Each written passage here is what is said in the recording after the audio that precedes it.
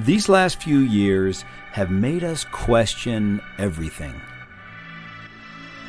Our relationships, our jobs, what constitutes an office, and who we are. In a world filled with chaos, confusion, and uncertainty, it's time for some clarity. It's time to start understanding one another. It's time to start understanding ourselves. We envision a world where everyone knows their why.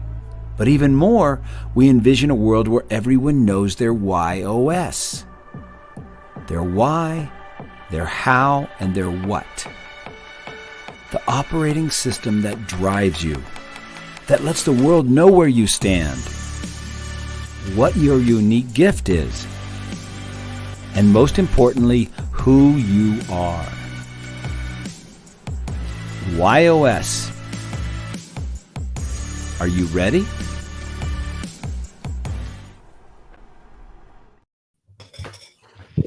Hey, hello, and welcome to Why Not Wednesday. What a great Wednesday it is. Welcome back, everyone, from the Thanksgiving holiday. I'm so excited for our guest today. We have none other than Scott Schilling with us today. Scott is the authentic connector. I talked about it in my post about him. If you're somebody that believes in connecting authentically with people, you're going to have a lot of fun on today's show. He's a media host. He's an executive coach. He's an international trainer, speaker who brings a unique combination of over 35 plus years of life experience in coaching, sales, marketing, and training to corporations, business owners, entrepreneurs, and individuals. I was so blessed to have Scott come into my life. I get to spend an hour a week with him on a mastermind that we do together. And I've learned so much and connected with so many great people through Scott. I wanted to share him with Y Nation. So welcome to the show, Scott. Thank you, Daniel. I'm really excited about being here. Well, I'm excited that you're here. Like I said, we often get a chance to spend some time together, but today we're going to get to spend some time introducing you to Y Nation. And for anybody that's new, I always like to let people know, hey, well, who is Y Nation? So Y Nation is those of you that are listening, anybody who has taken the Y Discovery or the WHY.os Discovery. If you've been to one of our workshops, one of our coaches workshops, anybody who's been exposed to the Y Institute, that's Y Nation. Scott, our Y Society is that exclusive group of people that are Y certified. So Jackie Joy, Hugh Hornsby, a few of the people you're going to see chime in throughout the show with comments are our coaches, and that's the Y Society. And then we have a third group of people. We call them the Y Force, and that's all the people that are part of Y Institute, the internal team that kind of keep this thing running and help us keep growing every day and every month, bringing on our new coaches, helping more people understand their why. So thanks so much for being here, Scott. We connected probably about a year ago, but then we really connected about 4 or 5 months ago through Hugh Hornsby and Larry Levine. We just have such a great network. Had a chance to meet Liz Wendling through you. It's been so fun to be part of your circle. So thank you for that. You're a great addition and a great contributor to everything we do. Hey, that's where we connect, right, Scott? I remember when we went through your WHY.os and I went over your results with you, and it was contribute, better way, trust. So you're someone, your WHY.os is to contribute. Your why is to contribute to the success of others, make a difference, make an impact. Your how is to find a better way and share it with others. That's how you contribute. And your what is trust. You believe that trust is important. If you trust me and I trust you, sky's the limit. And you live that. One of the things I know is if Scott says he's going to do something, it's going to happen. Well, it's all about trust. I mean, if you're going to have any kind of relationship with anybody, we can end the divorce problem in the United States right now because it's all about trust. You're absolutely right. And it's interesting you say that because my wife has trust in her top 3. And with people with the Y of trust in their WHY.os, it's not so much about whether or not you do what you say you're going to do. If you can't do it, just let them know, right? Yeah, exactly. If you're not going to make it to the appointment, just call me ahead of time. Give me some time to plan. Very important. You've got a wealth of knowledge, Scott. So I want to ask you about this. Your life purpose is this: to inspire and empower others to serve humanity through living their life's purpose in spirit, love, and joy. There's a lot in that. Tell me. Let's unpack it. Well, you know, my purpose is to help you be on purpose, or the audience to be on purpose. That's what to serve humanity through living their life's purpose. So it's to inspire and empower others to live on purpose. If I can help you get on purpose, I'm on purpose. And I truly believe if you do that in spirit, closer to God, higher source, whatever you choose to call it, that's fine. Mine says be a living example of your beliefs. He'll do the heavy lifting. Love my wife, family, friends more than I ever have. Enjoy.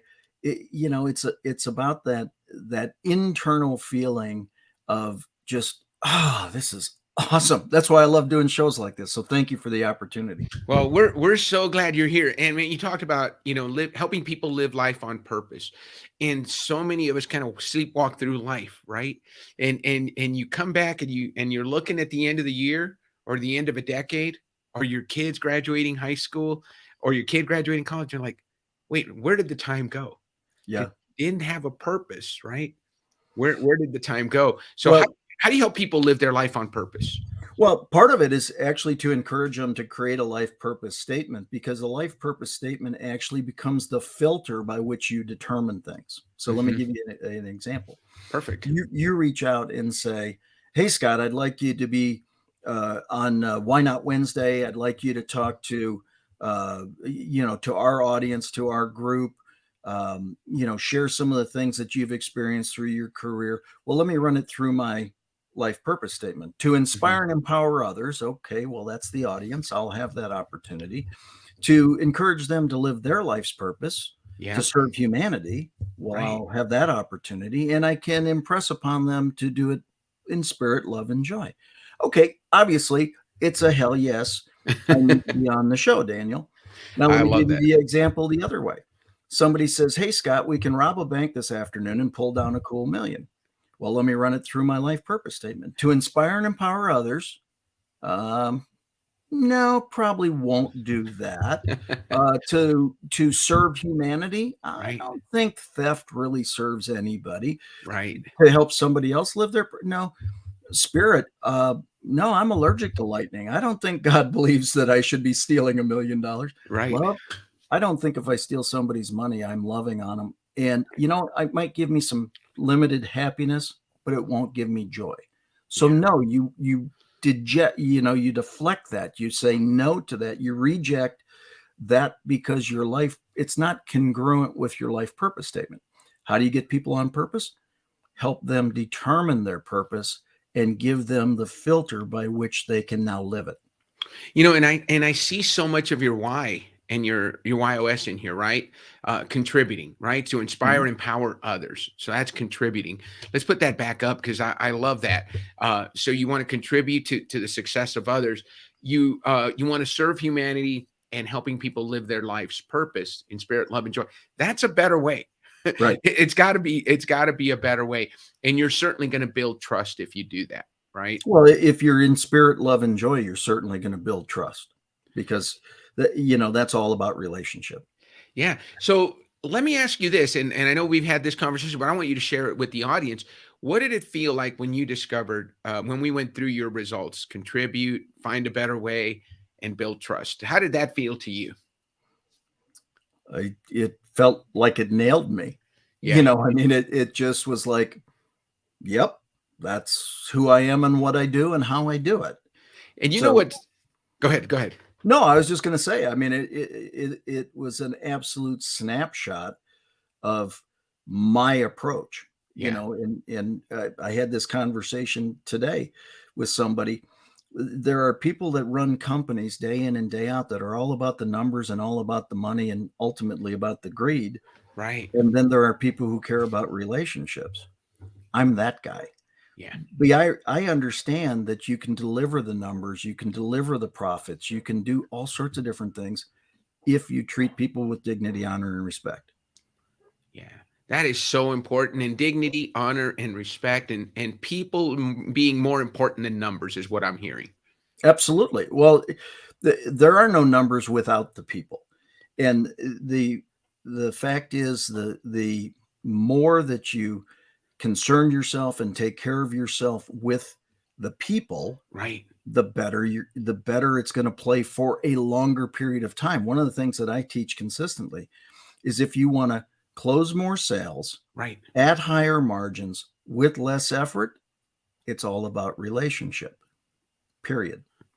And, I've learned that throughout my career. I've been in sales almost as long as you, Scott. But, I believe relationships are so important. So let's talk about that, because why do you think building relationships in advance of a sales opportunity is so important? Well, it really comes down to a foundation that I teach consistently called the three absolutes. Hmm. And these are absolute in any presentation of anything, quite frankly.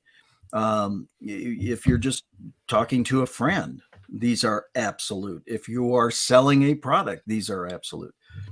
But the first is WIIFT. Hmm. What's in it for them? Hmm. It's not about you. It's not about your product. It's not about your features. It's not about your company. It's not about your brand. It's Yeah. about them. I actually have a chapter in one of my books that says sell dog food to dogs and cat food to cats, because if you sell dog food to cats, it just pisses them off. Right. So, it's about your customer. So what's in it for them? How are they going to benefit? How are they going to take the benefits that your products, goods, or service have to offer and improve their life, Right. their situation? So that's the first one. The second one is people do business with those they know, like, and trust. I Hmm. suggest that you assume that if they don't know you, that they don't like you, Hmm. and assume that if they don't like you, they don't trust you. Well, it's imperative to have trust to do business together over the Hmm. extended period of time. Yeah. And so, again, people date those they trust. Hmm. People do business with those they trust. People marry those they trust. People divorce those they don't trust. It's about trust. But trust comes through the process of getting to know and like somebody first. Hmm. And so trust is imperative to do business. If you don't have trust, you may do business one time, but it's going to take you a lot more effort. It's going to cost you a lot more margin. You're going to work harder at it, and you're not going to get as much of it. So Yeah. why would you want that? That's the wrong side. But the third one is the one that people forget or maybe don't realize in the first place. And that is prospects take action when they're ready, Hmm. not when you're ready. And Yes. so, by definition, if you understand these three absolutes, that means if trust is imperative, and if they don't know you, they don't like you. And if they don't like you, they don't trust you. Right. Right. But Yeah. trust is imperative. That means, and your prospect takes action when they're ready, you put it all together. Hmm.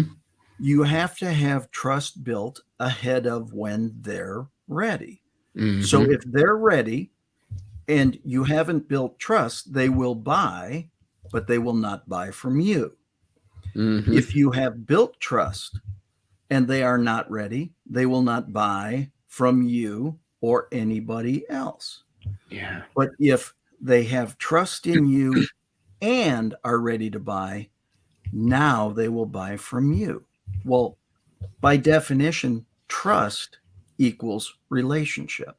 Right. So you have to have the relationship out ahead of when the opportunity to serve their need exists. And this is where some of us more mature That's code word for older. Some of us more mature salespeople understand that it's about relationship, Right. and we work to build relationship way ahead of the need. Right. There's a deal that I'm working on right now. Probably have known the individual 10, 12, 14 years, something like that. Haven't really talked to him significantly for about 3 years. Mhm. And we are going to put together a multi-million-dollar deal. Mhm. Actually 2 calls after renewing that relationship Mhm. after 3 years. Right. Now, over the 10, 12 years that I've known him, there's been nurturing, there's been different things, but I've never asked anything of him. Right. The only thing that I have done is ask how I could serve him Mhm. through this period. Right. And because I was able to serve him through this period, when it came my turn to ask, he said, "You've never, ever wasted my time. You've only ever come to serve me. What do you got?" I shared it with him. He went, "Oh my God, we need that." And I Right. said, "I thought the same thing. That's why I called." That's why I called you. So that's what I'm saying is that the relationships are prior to the need. Right. And the better you are at setting up and establishing those, first of all, you'll close more sales faster. Right. You'll close them at higher margins because people won't argue your price. I mean, Right. why would they trust you? Why would they argue? You're going to be fair with them. You're not going to gouge them, Right. but that will still allow you to make a higher margin than on some other deals. And ultimately, all of that comes together with a whole lot less effort. Right. It's a situation where that prospect now buys from you as opposed to you having to sell them. And that's a huge difference. Mhm. When I sell you something, you're going to be looking for every little tweak that I say that you could call me on. Right. Right? Their cognitive dissonance could come in. Mhm. All those different things can happen. Yeah. Whereas if you buy, you made the decision, Mhm. you aren't going to get mad at you. Right. All Because I really- it's your decision, right? It's your decision. Right. So therefore, all I have to do is support you making a great decision. Love that. I've got a couple of people that chimed in. First of all, Liz Wendling, you know, when you talk about what's in it for them, Liz is all about that. Yep. Don't talk at people, talk to them. Find out what they need. Find out what you can do for them. And that's exactly what you were saying, Scott, in that first rule. I love the part about people do business with people they know, like, and trust. When I was leading sales team at my former company, I always used to tell new sales reps, we'd hire new sales reps, and they'd say, "Man, I'm going to turn this territory around. What do I need to do so I can be your top rep at the end of the first year?" And I would always tell them, "Look, you've got one job in this first year. That's to get known and to get liked." Mm-hmm. Go visit every one of your clients and make sure they know you and make sure they like you. Probably along with that, I should have added, they trust you. Because if you're getting known and you're getting liked, I had a physician very early in my career. He said, "You know, Dan, here's what I look for in a professional salesperson. They got to be presentable. You know, because if you look like a slob, I probably don't want to even talk to you. You got to be personable, you know, somebody I enjoy talking to. And then you got to be knowledgeable." Knowledgeable was third for him. And so it's a lot of what you're talking about in terms of people wanting to do business with people they know, they like, and they trust. It's a relationship, right? Mark Hunter talks about the close is the beginning of the relationship. Well, I actually, one of the things, I don't teach closing a sale. Yeah. I teach opening a relationship. Love that. Love As that. it's or secure the agreement. Right. That it's an agreement that we've secured to serve your needs, wants, and desires. Perfect. So it's actually getting rid of the word close, because when you finalize a sale, that actually opens the long-term relationship. Exactly. No, and that is so important. So many people don't realize it, because otherwise you're getting one-time sales, right? You can close a deal and you're going to get that deal. but that's not going to be a repeat customer. That's not somebody that's going to come back to you because they don't know, like, and trust you. If you sold them, they bought something, but they felt sold. Well, and the other side of it is more than likely they've looked at your feature pack, your offering, and they've counted the number of features you have versus the number of dollars you're asking for. Yeah. And in the marketplace, it has been representative as potentially low price or lower price. Right. And the reality is only one person can have the lowest price. And the people who actually advertise they have the lowest price don't have the lowest price, by the way. Often they don't. Typically. But the fact of the matter is it's about really presenting the concept of value adding to their life. You don't sell what it is, you sell what it does. How does it accomplish something to serve you in a better light? You don't need me on this show. At the same time, if I can add to the value to your community and I can lift you up along the way, that is a value add.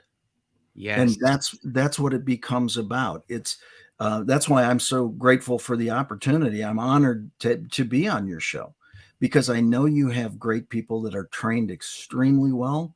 And it's those who are passionate learners that accept this message and go, wow, you mean I can do more with less effort? The company can do better. This is good stuff. And it's so, what I love about this network of people that you've exposed me to and people like meeting people like Liz, Hugh Hornsby, Larry Levine, Daryl Amy, all these people, Mark Hunter, who believe in relationships before numbers. And I've said that all the time. I want to put a comment up. Lynn Everard says, as a former, he's one of our Why coaches. I think Lynn, I think you're in Florida. He's a former procurement director. He says, I based all my purchasing decisions based on trust. And I know Larry Levine is probably jumping in his seat saying, yes, that's exactly what we're talking about. And we want to make sure Hugh Hornsby gets a little shout out. I know he's traveling today, but he said he was going to hop on. Two of my favorite people love this. Go to where the puck is going to be. Absolutely. Yep. And Hugh's got an amazing story. I'm so glad he's in our network. And, if only for the introduction to you. But I like that the last part, the last absolute. Prospects take action when they are ready, not when you are ready. Right. So, I think at the end of the year, everybody's in the big year-end push, right? You want to make your numbers. You're that far away from the big bonus. What do you say to that, man, that eager, amazing professional salesperson that wants to make his or her number for the year so they can get that bonus or that commission or just hit their target, even individual business owners? Hey, I set this goal and I want to hit it. What's the best thing we can do in December as entrepreneurs, as professional sales people to make our clients want to take action versus wanting them to take action because we need them to take action? I would ask them one question. Daniel, what would make ordering this order the easiest decision you've ever made in your professional career? Yeah. Perfect. Because what it does, again, remember what's in it for them. It goes right back to the heart of the nature. If I say to you, we can role play this real easily. Yeah. Daniel, you know what? It's the end of the year and I am so close to making my quota. Man, I'm going to get the biggest bonus if I can just get 10 more units. Can I count on you for those 10? How do you feel? Pressured. Yeah, probably not so good, right? Yeah. But if I say, Daniel, it's been a hell of a year. And as I watch your numbers, you've done such amazing things. Yeah. So, I know that you probably have some incentives and some possibilities yourself. You have some things that for your company that might make you the hero. Right. What would making a decision to reach those numbers be the easiest decision you've ever made in your professional career? And now you've put it into their place and they say, you're right. If we could only sell X number of more things. Wow. So you're trying to help me get my bonus. Right. Let's go back to Zig Ziglar. You can have everything in life you want when you help enough other people get what they want. So if I understand what you want and I can create some kind of program or pricing or twofer or BOGO or something that now serves you. Yeah. Well, guess what? If you buy more and I only need 10 units and you buy 10 units because you need those 10 units. Right. First of all, you made the decision to buy. Number two, I hit my number. It's good for both of us. Yeah. See, selling is an exchange of mutual happiness. Right. Done well. I make you happy. You make me happy. We are now mutually happy because we have both accomplished what we have set out to do together. I love that you say that, Scott, because when you talk about an exchange of mutual happiness, you're coming at this from a place of abundance. Absolutely. Right. There isn't in your sales process, there isn't an I win, you lose. It's a we both win. Yeah, one of my divisional managers, when I was a young sales plebe, I went into him the last day of the month, 1 month, and I said, God, I know we need to move some product. I know corporate's calling you, trying to get you to buy 3 truckloads of product and whatever. And he goes, whoa. Scott, we are in a 24/7, 365 forever business called delivering results to our customers. And if I push 3 trucks into this month, it robs 3 trucks from next month, which will then do the exact same thing and create a bad spiral. Right. And so the reality is what we need to do is treat every day as the very best day and the very best way to serve our customers. And when we do that, everything just works out fine. I love that, Scott. I was talking to one of my good friends who is a very successful businessman, and I said, "What's your key to success?" And he has an amazing sales team, and he says, I asked my salespeople to do 3 things: spoil the heck out of their clients, make a lot of sales, and have fun. And I think it starts with spoil the heck out of your clients, right? Because if you're treating your clients so well, guess what they're going to do? Not only are they going to buy again, they're going to tell other people about you, right?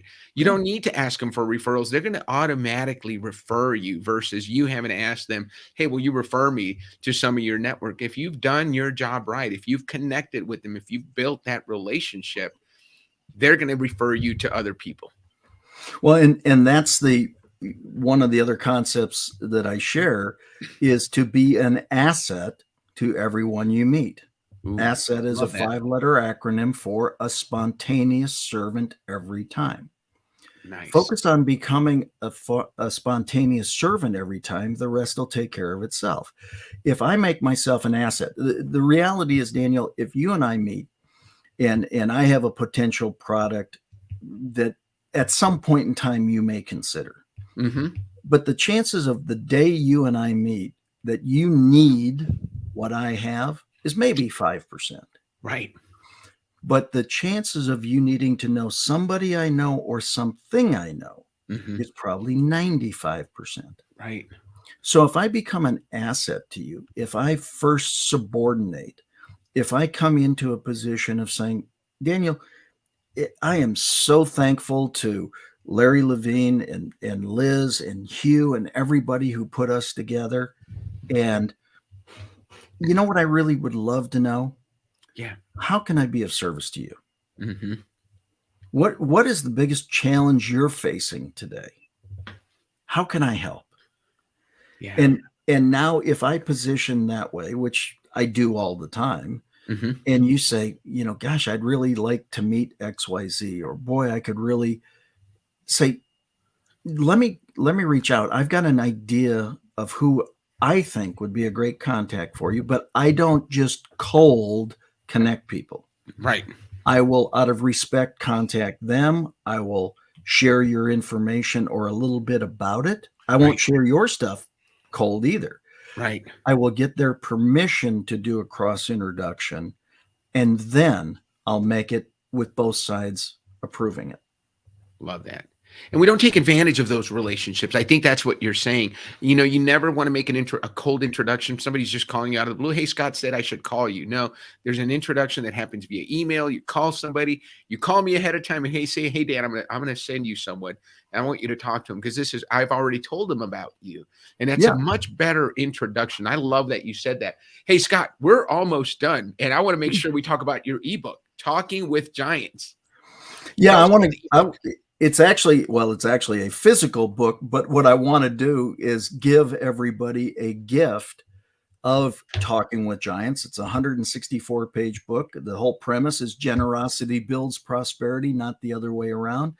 I've interviewed Jack Canfield, Mark Victor Hansen, T. Harv Eker, Cynthia Kersey, the CEO and chairman of Kimberly-Clark, all friends. And they all have this philanthropic bent to them.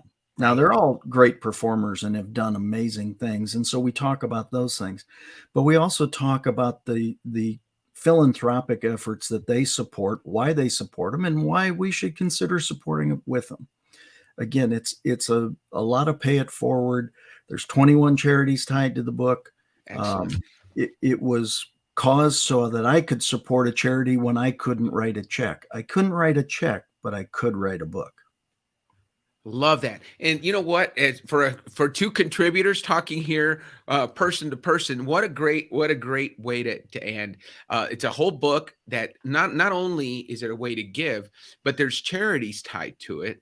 And I love what you said. You couldn't write a check, but you could write a book. You found a way to contribute. Yep, absolutely. Like I said, the plea to support hit my heart like nothing ever had.